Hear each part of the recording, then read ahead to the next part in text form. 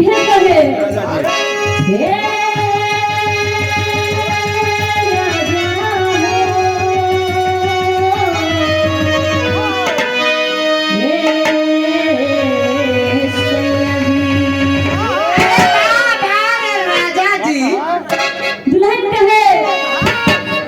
नौकरानी बना के रखना तू रानी के सपना देखा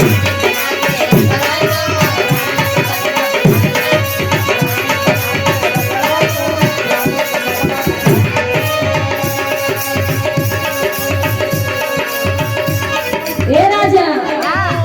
हई बड़े बड़े सपना देखैला हमरा के कि रानी बना के रखो रानी त ना लेकिन नौकरानी जरूर बना देन तो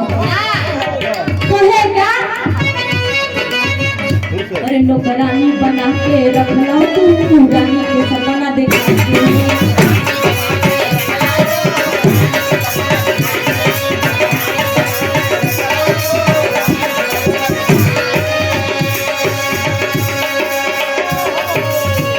यही से सुनो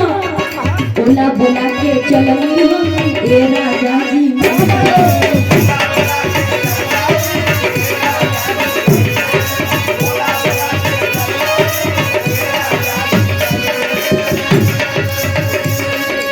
एक बात और सुनो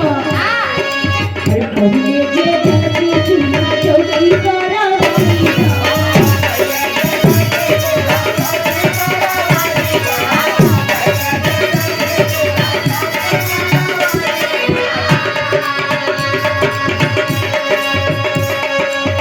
नदिया किनारे भेजी पानी भरा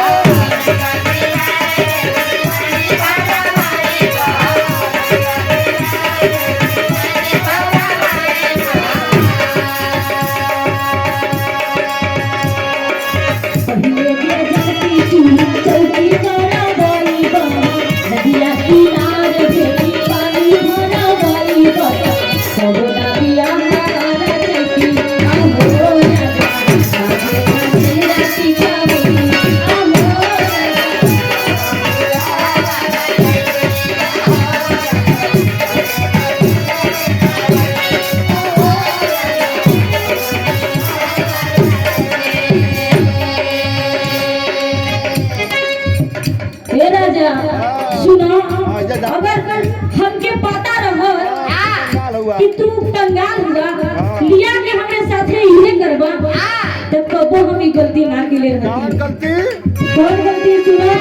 तुम्हारा से शादी होती ना रचिले रहती बात के ध्यान से सुनो अरे पहिले जे